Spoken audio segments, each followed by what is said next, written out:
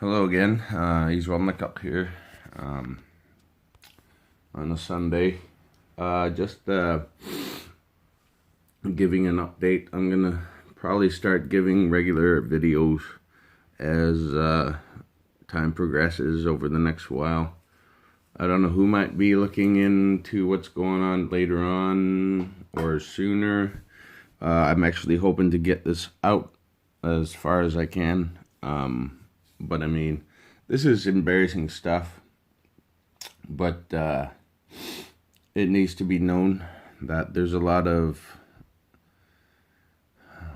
very serious corruption going on in Nunavut, and especially in Iqaluit that I know. I know all kinds of people who are involved, involving police, politicians, a judge, one judge at least, a lawyer, very prominent lawyer, and broadcaster. And all these people are involved and participate in child sexual abuse, child trafficking, selling child porn, and it even gets worse from that. And I'm basically right now, as I know, the only person who's able to make this statement. So I'm gonna continue making it. This started 2.5 years ago ish, March 2016. I found out who killed my brother and why. This murder happened in 2003. His name was Iqaluit, and he was found hanging, and he was found with a broken jaw and a beaten face, and circumstances were very it just came to a head 2 years ago when I got old enough to start asking questions, and through a series of events, I realized that there's actually some very serious level of danger just under the surface. Whoever asks anything about child abuse and sexual abuse, especially up there, is in extreme danger. In any serious level where you have any credibility and you have a name and people know you and you say the words, "I'm not a pedophile," or "I don't like pedophiles," and that there are people who I know in my family. This is why my brother was killed and why I almost was killed. If I had not gone to the storehouse that day when I was on my layover to escape Pang, to move away, and settle down and calm my nerves, because I was traumatized and I was in shock. It got serious. It got extremely dangerous. And I just went in there to go say goodbye to my friends, and the whole avalanche of the response to me saying certain people's names and tying them together with dangerous elements of dangerous people's activities up there involving children. I got extremely enraged with all these people coming in, and it kind of backfired on, like, all of them trying to discredit me, surround me, and call me crazy or call me a liar. They all got exposed. It got so obvious, glaringly obvious. They got dangerously embarrassed, red-faced. And people died. Like, it should have been enough that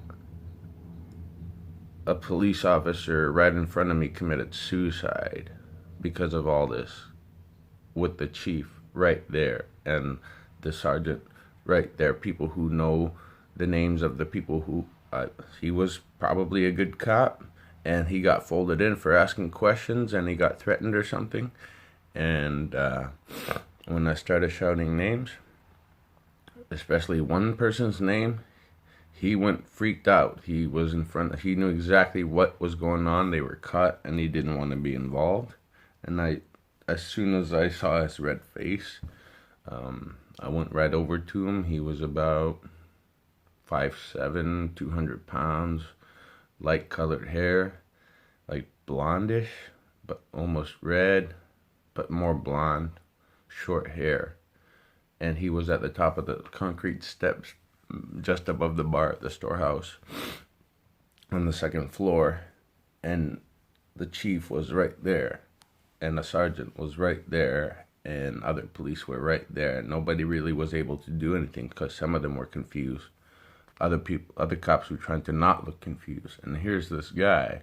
When I said the name Monica Cousins really loud, it got really seriously, extremely dangerous moment. He took out his gun.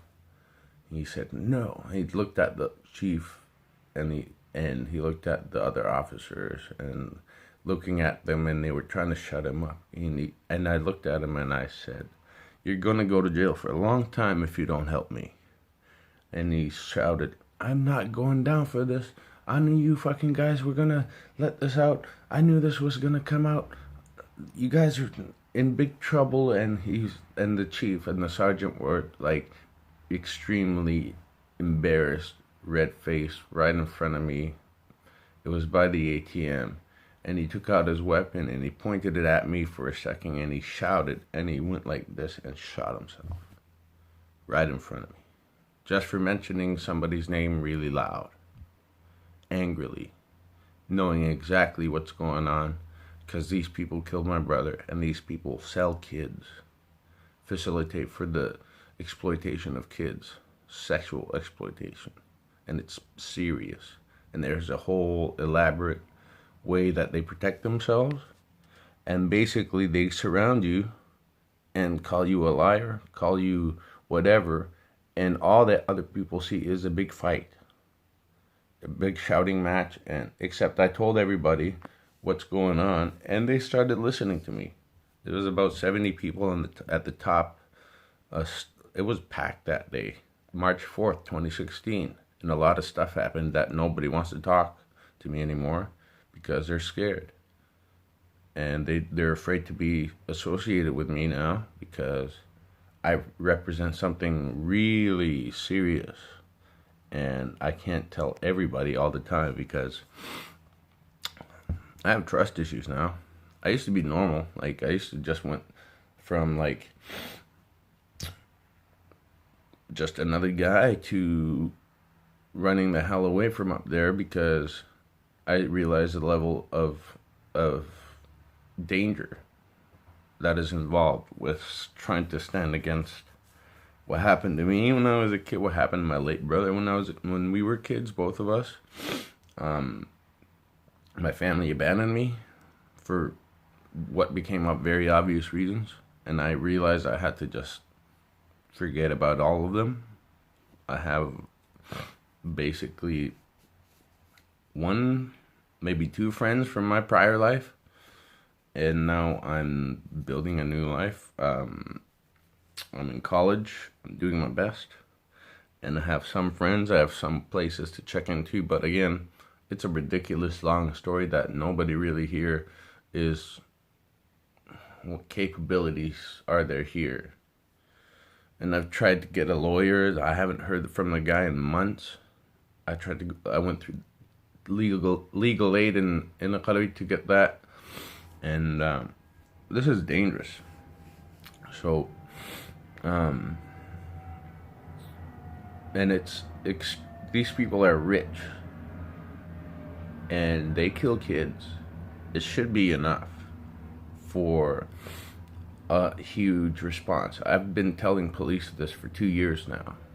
As soon as I found out what's going on, I tried to tell police, and I very quickly realized that I can't even trust them. The V Division Police, except recently there's been a new chief superintendent up in V Division, so Mike Jeffrey's out. Mike Jeffrey was extreme, I remember his face. He came to laugh at me begging for help, and he knew exactly what's going on. He was extremely creepy, he had the psychotic laugh with those, like, these dead eyes. Like, my God. The chief superintendent of V Division, and another chief named Jeff, who used to be the cop in Pang when my brother was back in 2003 when he was murdered, and also the Sergeant Daryl. I only know his first name. Somebody in the crowd told me his name at the storehouse, and that's how I know him. He refused to give me his name, the sergeant named Daryl. And also David Lawson. He used to be a cop, right? He that day exposed himself. He was the lead investigating officer for my brother's death in Pang. And I asked him, David, how do you account for his broken face? And he said, what broken face? And then, like, he threatened me with his sidearm. Like, he pointed his weapon at me for a second. He started crying. And then he turned to the chief and he said, I want a promotion and a raise. And the chief went, yes, okay. And he wanted a fucking recommendation to become a lawyer. Now he's in law school. He was in law school. Maybe he's a lawyer now, David Lawson. I went to high school with him and played basketball together. How the hell did we get to that point? And all these people have just turned their back on me instead of helping me help kids, because they just don't care.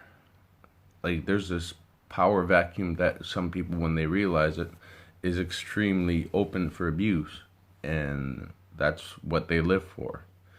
All these people that I had known in my life tried to come around and, like, basically try to get all the crowd riled up, tell all of them that I'm some kind of bad guy, and it didn't work. And they all realized that, like, they were cornered by their own incapability to stop me from talking. Because the more they tried, the more they exposed themselves as child abusers and people who know the names that I've just mentioned. And I'm going to continue doing this. And I'm going to, this week, sit down with people at Indigenous Services at the school I go to, BCIT. And I'm going to find another different lawyer, because at this point, it's been 3 months since I've heard anything from this. And it should be, like, we exchanged some information over the summer, and there was some promising points, and I was gaining trust. But, like, at this point, I have to just assume that, like, the possibility of bribery is there very much, because I was offered $1 million. That was the least of what happened that day. And yeah, I refused flat out, and they got really even more dangerous. So I've been telling the same story for 2.5 years. I'm gonna keep telling the same story 10 years from now, because it's the same line of stuff that happened to me. And now I'm gonna start reaching out for an indigenous lawyer who specializes in indigenous justice in a very serious way, because this is systematic. Up in Iqaluit and Nunavut, the response to anybody trying to stand against child trafficking in an extremely serious level, and sexual exploitation of those same kids in extremely serious levels, is in danger. That's the kind of response that they killed my brother in 2003. Toby Makak. He had a little boy, and they propositioned him, and he refused. And that's what I've gathered together the last couple of years, and all the people who know all the details and the dates, and everybody who knows about the stuff should by now have really, honestly, done something, made an arrest, questioned somebody, or, like, at least tell me if what I should, how they can help me. Nobody's asked me, except for my lawyer a little bit. And at this point, it just seems as though 3 months is a long time to not ask a client at this caliber with all of this information to not say anything for that amount of time. I'm starting to get paranoid, and the more off kilter I get, the less credibility I have, And it just seems like it's a game now, and I'm not interested in playing. All I'm interested in is bringing some justice to myself and my late brother, and all the people that I know are involved as victims and as perpetrators to be found out, to be known, and for everybody in Canada to see that there's some serious stuff that I saw, and people are extremely embarrassed about what I know. And the few friends I actually made that day who actually helped me save my life, even they're starting to turn their back on me. Like Kyle, man, I wish you'd get a hold of me, and I hope Sarah's safe. And I don't know if Angus will ever see this, man. I'm sorry, brother. I laid it on you a lot, but it helped me expose all of them anyway. All that happened that day was meant to be. And I honestly, I shouldn't have left. Maybe that was the biggest mistake. But I was in fear for my life, and I was too angry to make any sense anymore. So I had to leave and calm down, get some sort of life for myself together. And as much as it sucks or whatever, I miss you all and everything, but man, it's safer here for me. And I went up there for the summer for a while, but I was only able to be feel safe enough because my buddy Paulette was there, and just making sure that I'm able to check in with people I trust, people who know my situation a bit, and trust me well enough to know that I'm not some bad guy. I would never hurt kids. That's not me. And so that kept me safe enough for about 8 months when I was working there as a welder. And I'm going to go back up there in the spring for another period of time. And I guess I'm supposed to hope for contact with my lawyer, but like, I need my people. That's what I need is not lawyers. It's people. And I need to gather some level of ground, some base of crowd, some sort of audience, so that like this sort of stuff doesn't fall on unprepared and deaf ears when it starts coming out, because this is real, and I have to basically risk it and continue on pushing for some level of oversight into the authority structure and RCMP, and the fact that there is coercion going on with like a lot of extremely serious corruption. And I know how to manage to prove it. I know who's scared of me. I know what they're afraid of. I know whose names to mention in front of who, and if anybody in trustworthy level of authority in particularly indigenous Canada, but also in the world, really. Eventually this should come out. I'm doing my best, and I'm struggling, but hey man, this needs to be done. Somebody's got to do it. And I find myself more than willing to try to make whatever leeway I possibly could to address the very situation that killed my brother and very nearly killed me. And I just want some help, and I just need you all to pay attention over the next several months, because I feel as though I probably will be ready by then to try to stand up again and try to call them out, and do it with technology this time, because I was too scared. I don't know what would out for other people's safety that day 2 years ago. This time I won't. I'm gonna go all out this time and keep on telling everybody until somebody approaches me offering me help.